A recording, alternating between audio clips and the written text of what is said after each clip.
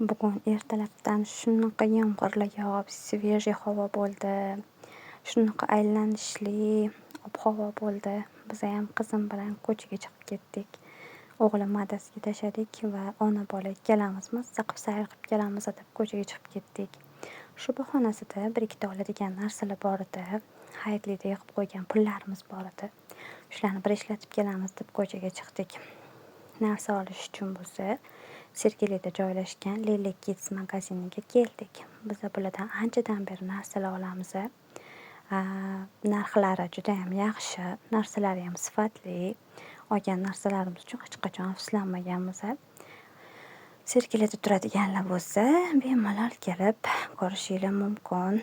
Narxlari boshqa magazinlarga nisbatan anchayin arzon. Narsalarni ham o'zingizlar bir ko'rsanglar, aytasizlar. Men maslahat bergan bo'lardim, tavsiya qilgan bo'lardim. Boshqa magazinlarga nisbatan anchayin arzon.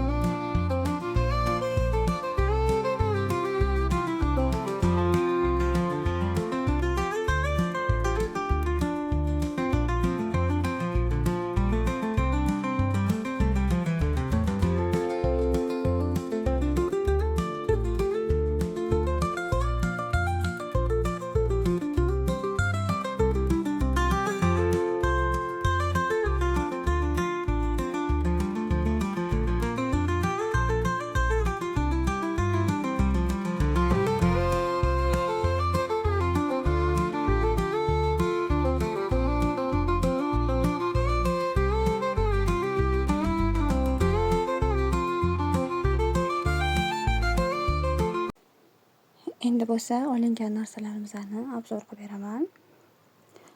Shimolda kilot. Yozga juda ham shiringina, material ham yumshoqqina. Keyin shunaqa duvoyga chirisi asal ekan. Ranglari ham, fasonlari ham shortiklar bilan. Yana ikkinchi ko'rinishimiz Barbie. Bu ham o'zini shortikchasi bilan juda ham shirin ekan, shortiga xos kursdan. Mana. Keyin bu do'yqa o'g'limga oldik. Ko'rinishi neobichni yaxshi, chiroyli. Narxlarini ko'rasizlar. 30 minggina attiga. Sovg'alarga olsanglar ham, uchirada kiydirishga olsangiz ham, menimcha yaxshi narx bo'lsa kerak. Keyin bunaqa lashinalar 10 ming so'mdan topishingiz mumkin ekan. Shunaqa lashinalarni uyda kiyishiga shunaqalar oldik. Bularni oldik, lekin bularni boshqa joydan oldik. Xullas, bugungi xarid qilgan narsalarimiz shular edi.